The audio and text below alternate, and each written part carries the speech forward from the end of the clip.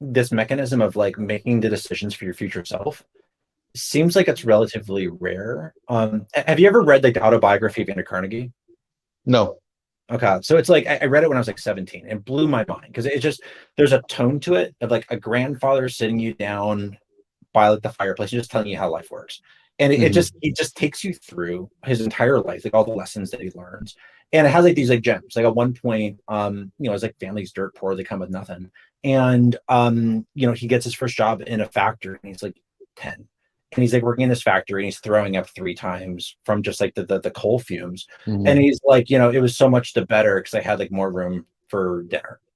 Like he's a savage, right? Like someone asked him if there's like a potential job over like a game of cards, and makes the inquiry, and then the person's like, "Oh yeah, well, he can come and work tomorrow." And he's like, it's a bold man who calls a trifle a trifle. It's on his trifles that the best rewards of the gods lie. It's like he has this framing that are very specific, and he thought about why he got into this insane place in life, and it was very clear.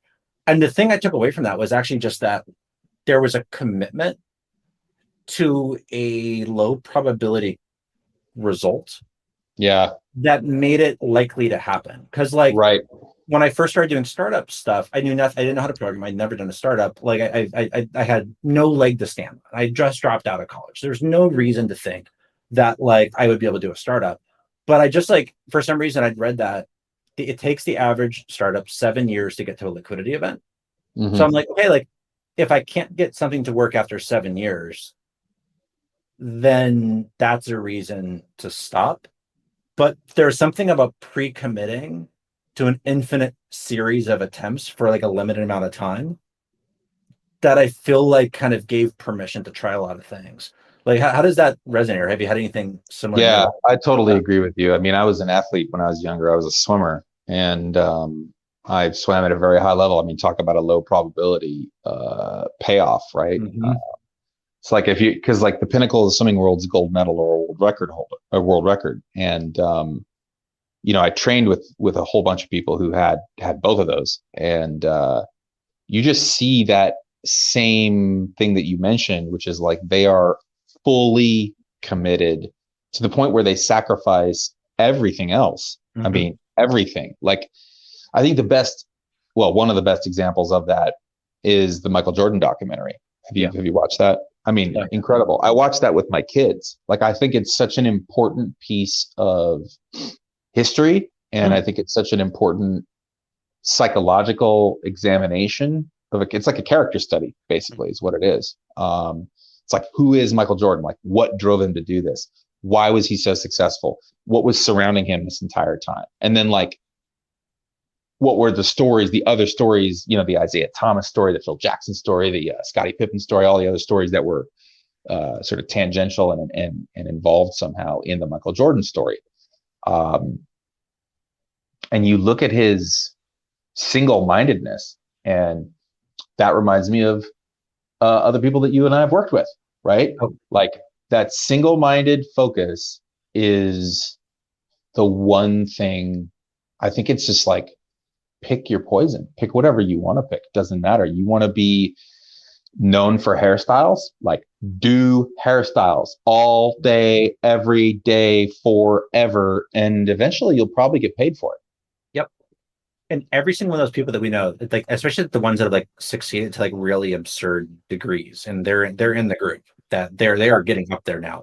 That like they like every single one had a period where they couldn't pay salary. Like the company had succeeded already. It had started succeeding. It had been succeeding for a couple months, for a couple years.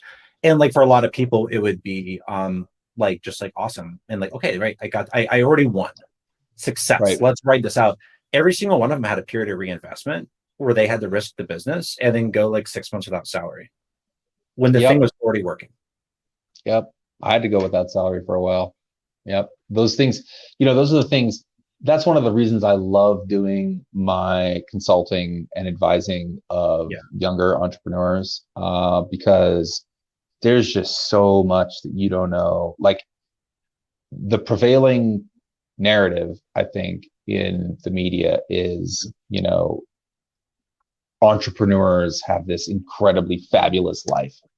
And it's Yeah. like, no, Yeah. wrong, like categorically wrong. you have to be obsessive and you have to work harder than everybody else. And you're the guy who's holding the bag when shit goes wrong. Remember that. Like, Yeah. And shit's only going to go right like after you got it wrong 100 times, like literally 100 times. Like you're almost going to go out of business 5 times before you get it right once. On the successful one where everything goes right too. That you almost got out of business 5 times. Right. Yeah. It's like, oh, this overnight sensation. Every overnight sensation that's ever been listed with like actually more recently, I feel like the curve is accelerating because technology generally is accelerating. So there's acceleration on the acceleration. But it's like overnight sensation really means, as you said, like liquidity event at 7 years. It's like 3, 4, 5 years minimum. Yep. And that's if you like begging your mom and dad, hey, can I just have another 10 grand? Hey, please. And begging your parents, friends who have some money, begging your best friend who's a lawyer, hey, can you look at this contract for me? Begging your friend who's a software developer, hey, can you look at this? Can you code this thing for me? Like begging a freelance, UI UX designer, oh, could you just do it for $10 an hour, please? Right?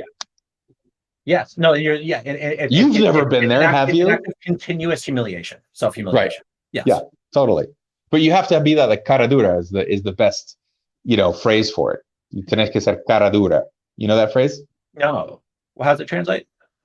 Cara dura is like shameless, basically. Like hard-faced, literally, but like shameless. Like you just are willing to tolerate humiliation because like, yeah, your startups are probably going to fail. And as like my record, I'm like 2 and 6, right? I had 2 that worked, right, and 6 that didn't, right?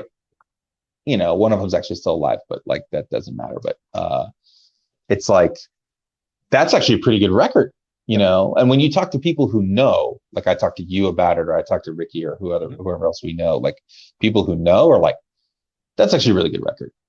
Because most people when they start, they fail. They go do something else. They take a job in the industry, etc. And that's fine. There's nothing wrong with that.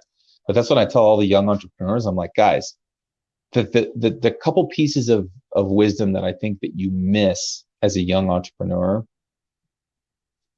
are like, if you're after this for money, like statistically speaking, you're better off getting a job. Much better off getting a job.